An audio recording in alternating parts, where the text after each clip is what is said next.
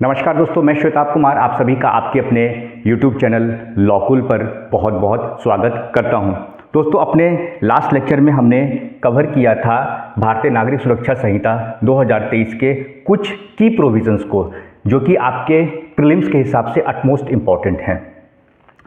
बहुत सारे बच्चों का यह सवाल था कि सर, यह जो टॉपिक आप पढ़ा रहे हैं तो क्या यह बिहार जुडिशरी को लेकर ही इम्पॉर्टेंट है या अदर स्टेट में भी काम आएगा। देखिए, निश्चित तौर पे है कि जितने भी आपके स्टेट्स हैं उनमें जो नए क्रिमिनल लॉज हैं उन्हीं से आपको क्वेश्चन पूछा जाएगा। हाँ, कंपैरिजन के हिसाब से हो सकता है एक दो क्वेश्चन आपको पूछ लिए जाएं, लेकिन मोटे तौर पर इस बात को आप समझ लीजिए कि जो भी आपके सवाल होंगे वह आपका BNSS से आएगा। BNSS 2023, ठीक है। तो इसको लेकर कुछ की पॉइंट्स हैं, उसी को मैं आज रिवाइज करवाऊंगा आज के इस वीडियो लेक्चर में। उसे आपको समझना होगा। देखिए, सबसे पहले जो BNSS है ना, इसकी स्पेलिंग आपसे पूछी जाएगी, तो स्पेलिंग को आप समझ लीजिए। देखिए, सवाल कहीं से भी आ सकता है, किसी भी तरीके से आ सकता है, क्योंकि कंपटीशन बढ़ता जा रहा है। तो स्पेलिंग क्या है? ठीक है, भारतीय नागरिक। स्पेलिंग आप याद रखिए, भारत है BHAR के बाद मान लीजिए आप ए नहीं लगाते, ए लगाना भूल गए, गलत हो जाएगा आपका। भारतीय नागरिक NAGA, नागरिक सुरक्षा,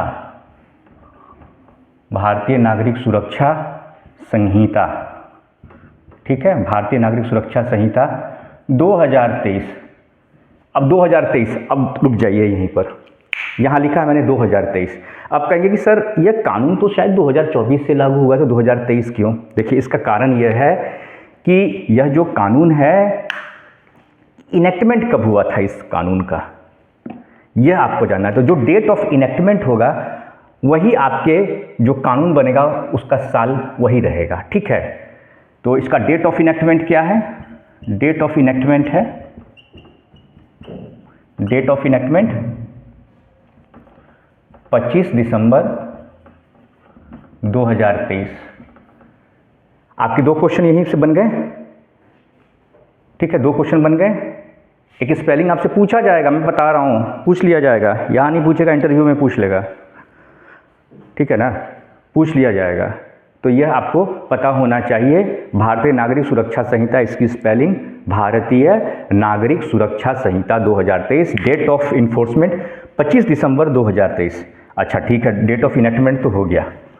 डेट ऑफ इनेक्टमेंट तो हो गया, यानी कि राष्ट्रपति से जो मंजूरी मिली थी, प्रेसिडेंट एसेंट या डेट ऑफ इनेक्टमेंट, कंफ्यूज नहीं होना है, दोनों एक ही बात है, ठीक है। तो इसका डेट ऑफ इन्फोर्समेंट क्या है?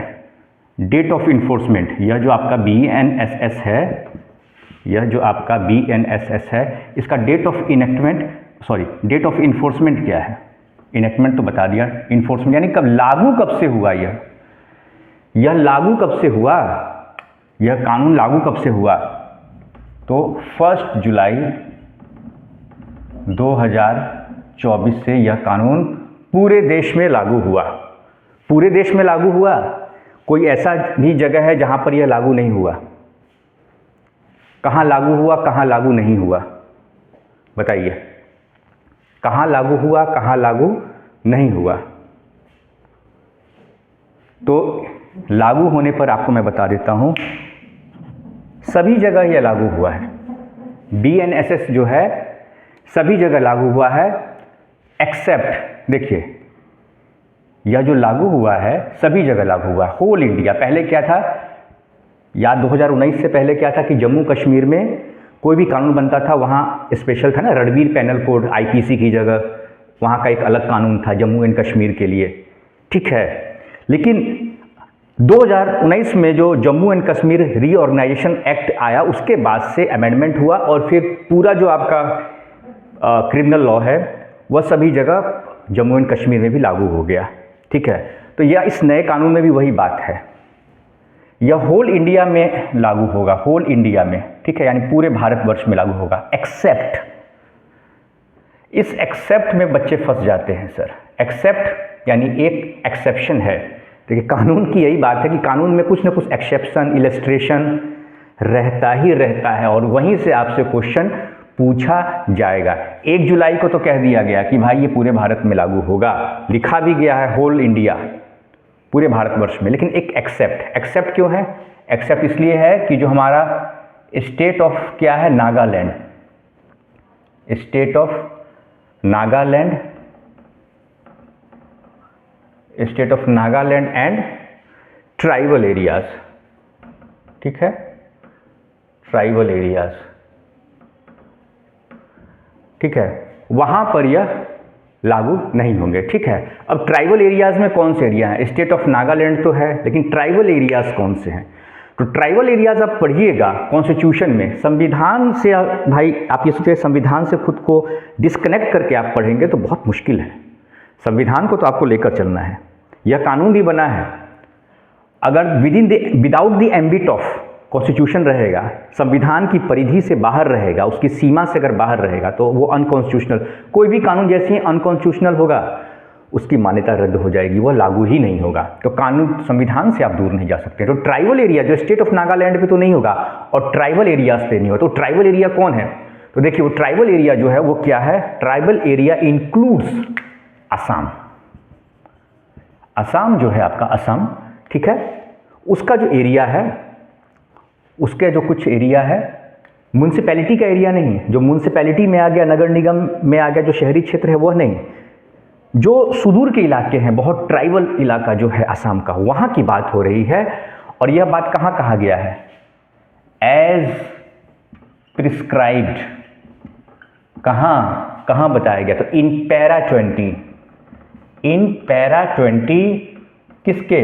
ऑफ द 6th शेड्यूल, किसके 6th शेड्यूल में? 6th शेड्यूल आप पढ़ते हैं ना कॉन्स्टिट्यूशन में, भाई बहुत इंपॉर्टेंट है, विशेष अधिकार की बात के 6th शेड्यूल में है। 6th schedule of the constitution, of the constitution, हमारे संविधान के पैरा 20 के तहत, para 20 of the 6th schedule of the constitution. Assam भी, नागालैंड तो है ही, नागालैंड के साथ साथ आसाम का वह इलाका जो कि पैरा 20, किसके? पैरा 20 तो of 6th schedule of the Indian constitution. Municipality का एरिया नहीं है, जो सुदूर जो है, इंटीरियर बहुत जगह है, ठीक है। उनके कस्टम के संरक्षण के लिए, उन्हें यह न लगे कि विरोधाभास न हो जाए, उनके मन में ना आ जाए कि यह नया कानून हम पे ज़बरदस्ती थोपा तो नहीं जा रहा है, तो इस समय समय पर यह इसमें बदलाव भी होते हैं, सरकार को यह अधिकार भी है, वहाँ की गवर्नमेंट को अधिकार भी है, ठीक है। लेकिन यह जो आपका कानून है BNSS, वहाँ पे लागू नहीं होता है। 3 चैप्टर उसके वहाँ पर लागू होते हैं। वह 3 चैप्टर कौन कौन से हैं वह भी आप समझ लीजिए। यह तो समझ में आ गया कि पूरे होल इंडिया, पूरे देश में लागू होगा, एक्सेप्ट कहाँ? स्टेट ऑफ नागालैंड, और स्टेट ऑफ नागालैंड के साथ साथ कहाँ होगा? तो शेड्यूल्ड जो ट्राइबल एरियाज हैं वहाँ, ठीक है, जो शेड्यूल्ड ट्राइबल एरिया, वो कौन से शेड्यूल्ड ट्राइबल एरियाज हैं? तो आपका para 20 of 6th schedule, para 20 of 6th schedule, 6th schedule किसका? तो इंडियन कॉन्स्टिट्यूशन का है, ठीक है। और कौन कौन सा कानून BNSS का वहाँ पे लागू होगा? बाकी लागू नहीं होंगे, लेकिन और कौन कौन सा होगा यह भी आपसे पूछा जाएगा। 9 चैप्टर 9, 11, 12 यह ध्यान रख लीजिए, यह चैप्टर्स लागू होंगे। चैप्टर्स 9, ठीक है, 11 और आपका 12, यह जो चैप्टर है यह आपके लागू होंगे, ठीक है। इसको आप ध्यान में रखिएगा,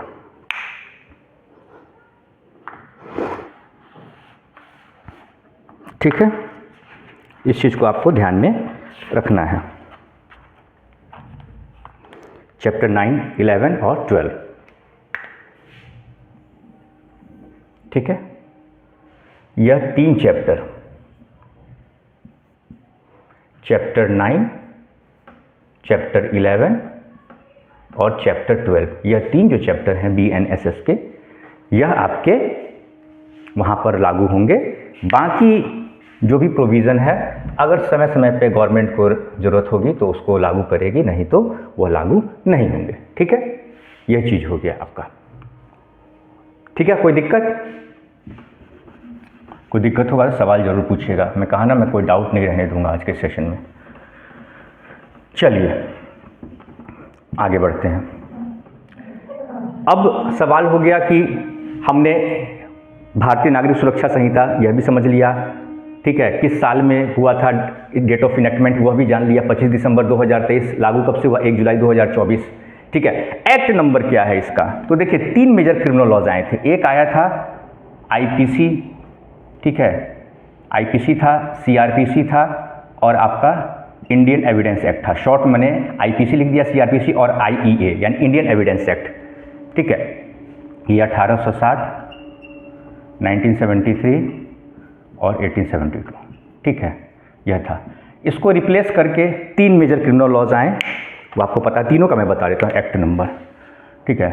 तो इसको रिप्लेस करके क्या आया, तो बीएनएस आया, भारतीय न्याय संहिता, बीएनएस, ठीक है, 2023। इसका एक्ट नंबर क्या है, तो एक्ट नंबर 45। यह आया बीएनएसएस 2023, बहुत आसान है, एकदम परेशान होने की जरूरत नहीं, मैंने कहा ना। 46 इंडियन एविडेंस एक्ट, इसको रिप्लेस करके आया बीएसए यानी भारतीय साक्ष्य अधिनियम 2023। भाई साहब स्पेलिंग एकदम ध्यान रखिएगा आप लोग, नहीं तो दिक्कत आ जाएगी। इससे सवाल आएगा एकदम टू द पॉइंट, फालतू क्यों पढ़ना है, ज़्यादा दिमाग नहीं लगाना, जो बता रहा हूँ उसे पढ़िए, सवाल आएंगे और हर हालत में आएंगे। ये नहीं पूछा जाएगा तो क्या पूछा जाएगा, क्या एक्ट नंबर नहीं पूछा जाएगा, डेट ऑफ इनेक्टमेंट नहीं पूछा जाएगा, डेट ऑफ इन्फोर्समेंट नहीं पूछा जाएगा, कहाँ कहाँ यह कानून का एक्सटेंशन है नहीं पूछा जाएगा, कहाँ कहाँ लागू होगा नहीं पूछा जाएगा, पूछा जाएगा, यही तो पूछा जाएगा। क्या पूछा जाएगा, शेड्यूल एरियाज पूछा जाएगा, एक्सेप्शन पूछा जाएगा, अगर सभी जगह लागू है कहाँ लागू नहीं, एक्सेप्शन पूछा जाएगा। स्टेट ऑफ नागालैंड है और शेड्यूल एरियाज ऑफ असम है, कहाँ पर है, 6 शेड्यूल है, 6 शेड्यूल कहाँ के, तो आपको कॉन्स्टिट्यूशन के पैरा 20, यही पूछा जाएगा। कहाँ आपसे इससे अलग क्या पूछा जाएगा, ठीक है। अब कुछ नए डेफिनेशंस जो है इसमें ऐड किए गए हैं, वो भी आपसे पूछा जाएगा डेफिनेशन में कि किस प्रोविज़न के तहत है। तो ये हो गया आपका एक्ट नंबर, ठीक है। एकदम देखिए, बार बार देखिए, मैं कहा ना लेक्चर को बार बार देखिए, धड़फड़ाइएगा, सीधे एमसीक्यू सॉल्व करने चल जाएगा, उससे कुछ नहीं होने वाला। कॉन्सेप्ट को समझिए ना, इसी से एमसीक्यू आएगा। आंख बंद करके सवाल पूछेगा नहीं, उससे पहले ही आप फटाक से उसका आंसर दे दीजिएगा, ऐसा पढ़ाई कीजिए। एमसीक्यू रटने से और वो करने से कोई फ़ायदा नहीं है, रटने से रटते रह जाइएगा ज़िंदगी भर तोता बन के, कोई फ़ायदा नहीं है। अब देखिए 3 कॉन्सेप्ट को जोड़ा गया, बेल बॉन्ड और बॉन्ड, ठीक है। बेल बॉन्ड और बॉन्ड, यह 3 नई चीज़ों को जोड़ा गया। पहले यह चीज़ नहीं था, सीआरपीसी में यह नहीं था, अब इस बाकायदा इसको डिफाइन किया गया, डेफिनेशन क्लॉज में से जगह दी गई है, ठीक है। तो बेल आपका क्या हो गया, बेल इधर 2B में है, 2B में बेल हो गया, 2D में आपका बेल बॉन्ड हो गया और 2E में आपका बॉन्ड हो गया। तो 2B, 2D, 2E, 2B में बेल, 2D में बेल बॉन्ड और 2E में बॉन्ड। तो C में क्या है, B के बाद D आ गया, C में क्या दिया गया है, क्या दिया गया, तो बेलेबल और आपको C में क्या दिया गया है आपको, तो bailable and non bailable offence, क्या दिया गया है, bailable and non bailable offence, ठीक है। ऐसे याद कर लीजिए। उसके बाद कहिएगा कि 2B से आपने बता दिया, 2B बता दिया, 2C बता दिया, 2D बता दिया, 2E बता दिया आपने। 2A में क्या आता है, तो 2A यहाँ ध्यान दीजिए, 2A कहता है आपको audio video electronic means, audio video electronic means, यह बात करता है आपका 2A में, ठीक है। 2A में बात करता है आपको ऑडियो वीडियो इलेक्ट्रॉनिक मीन्स, ठीक है। ऑडियो वीडियो इलेक्ट्रॉनिक मीन्स में क्या हो जाएगा, जैसे आपका वीडियो कॉन्फ्रेंसिंग हो गया, वीडियो कॉन्फ्रेंसिंग हो गया। उसके बाद आपका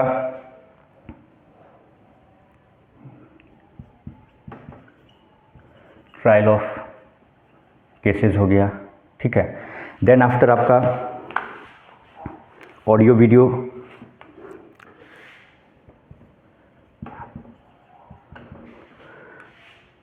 आइडेंटिफिकेशन, प्रोसेस हो गया आपका, ठीक है। Search and seizure of evidence हो गया, ठीक है।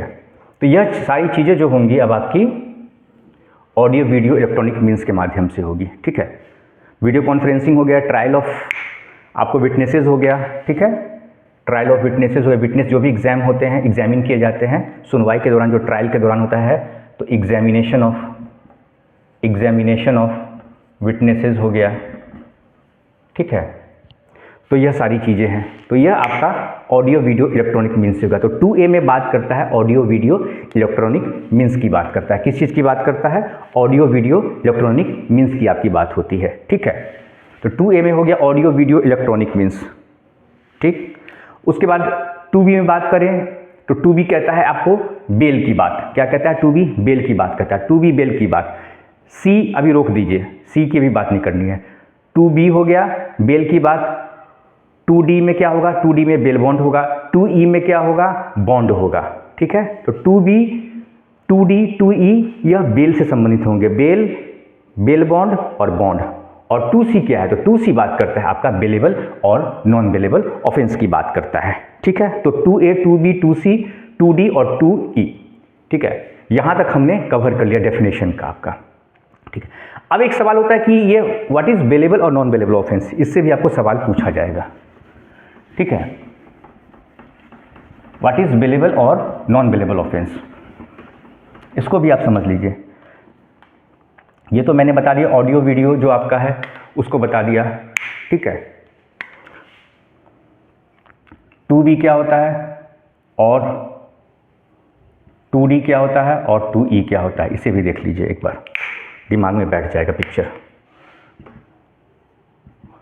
2B होता है आपका बेल, 2D होता है बेल बॉन्ड। ये डिफाइन नहीं था, नया डेफिनेशन ऐड किया गया। 2E में क्या है? बॉन्ड। अब 2B, 2D, 2E हो गया। C क्या होगा? तो C को यहां पर कर दीजिए आप कॉग्निजेबल, देखिए bailable and non bailable offence, ठीक है। किस में आ गया ये, या किस में आ गया? तो ये आ गया 2C में आ गया। कहाँ आ गया? 2C में आ गया। हो गया ना बराबर। 2B, 2D एक तरफ E, याद कर लीजिए सीक्वेंस में बेल, पहले बेल फिर बेल बॉन्ड, उसका बॉन्ड, ठीक है। देन आफ्टर 2C में क्या है? Bailable and non bailable offence. पढ़िएगा, पढ़ते एक बार मैं इस लेक्चर को एक बार देख लीजिए, चीज़ें आपको समझ में आ जाए, सीक्वेंस में पढ़िए, कोई दिक्कत नहीं है। और लास्ट में आपको ऑडियो वीडियो कॉन्फ्रेंस, ठीक है। क्या है आपका? Audio video electronic means, audio video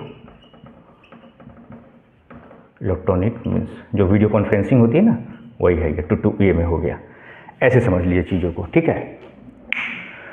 अब हम लोग आते हैं बेलेबल और नॉन बेलेबल ऑफेंस। तो बेलेबल ऑफेंस क्या होता है, नॉन बेलेबल ऑफेंस क्या होता है? तो विच इज बेलेबल ऑफेंस या फिर नॉन बेलेबल ऑफेंस में का मतलब यह हुआ which is shown in the first schedule, which is shown in the first schedule of BNSS। Bailable offence या नॉन बेलेबल ऑफेंस ऐसे ऑफेंसेज होते हैं जो कि कहाँ दिए हुए हैं आपके? तो which is shown in the first schedule of BNSS और अंडर एनी अदर लॉ, या तो BNSS के तहत या फिर और कोई कानून है उसके तहत ऐसे ऑफेंसेज जो कि बेलेबल है, नॉन बेलेबल है, वह कहलाएंगे, ठीक है। पूरा चार्ट दिया होता है, ठीक है।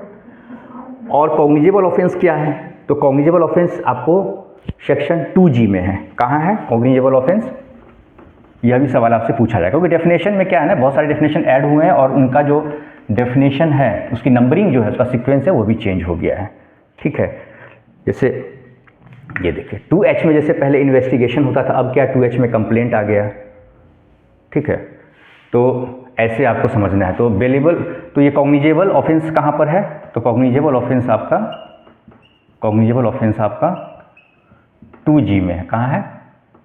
2G में है, ठीक है। ये आपका 2G में है cognizable offence.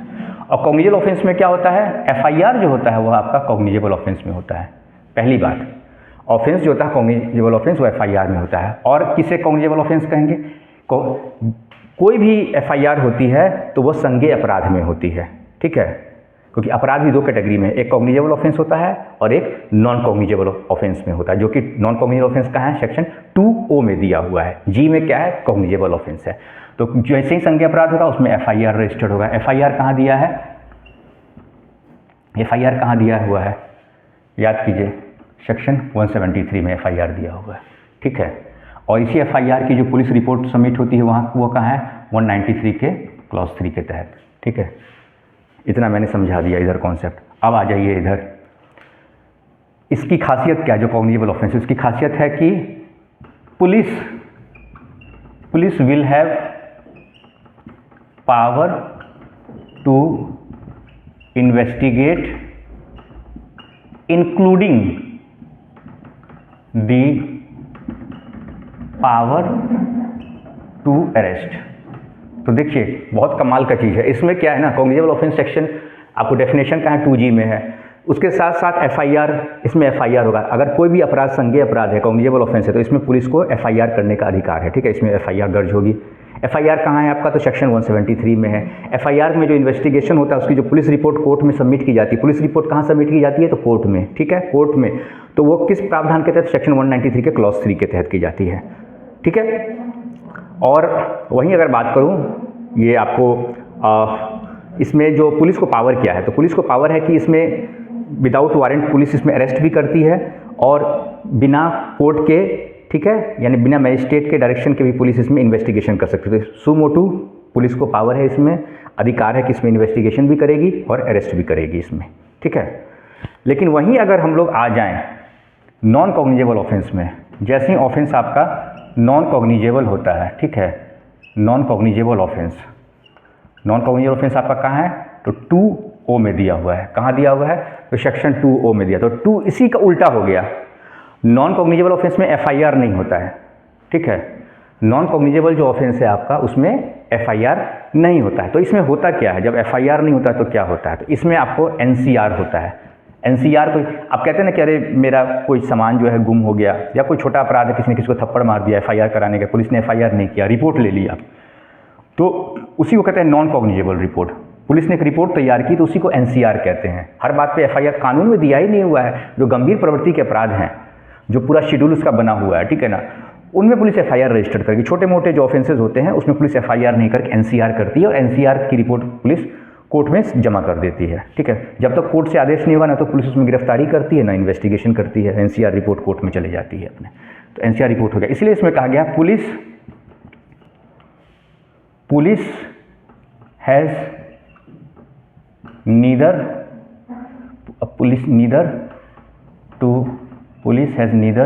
To investigate nor to arrest. तो यानी पुलिस को इसमें न तो इन्वेस्टिगेशन का अधिकार है, न ही अरेस्ट का अधिकार है। और ये अधिकार कब मिलेगा, यानी कि without the order of magistrate police will not have power to investigate not to arrest of magistrate. यानी बिना मजिस्ट्रेट के ऑर्डर के पुलिस न तो इसमें इन्वेस्टिगेशन कर सकती है और न ही क्या कर सकती है, अरेस्ट कर सकती है, न ही इन्वेस्टिगेट कर सकती है, ठीक है। और परमिशन कौन देगा इसमें, इन्वेस्टिगेशन का परमिशन कौन देगा, तो परमिशन टू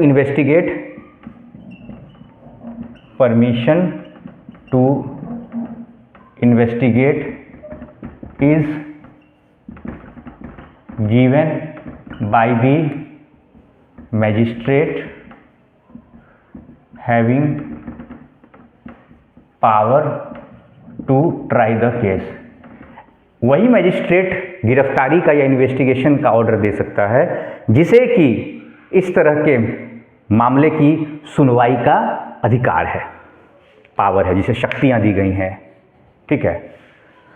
तो दोस्तों आज का यह पूरा जो वीडियो लेक्चर था वो रिवीजन पर था, क्योंकि काफ़ी सारे स्टूडेंट थे, उन्होंने कहा सर एक बार रिवाइज करा दीजिए, आप जिस तरीके से पढ़ाते हैं चीज़ें समझ में आती है, कॉन्सेप्ट बहुत क्लियर हो जाता है। तो मैंने भी सोचा कि चलिए देखिए, सिलेक्शन जो है ना आपको दो चीज़ दिलाती है।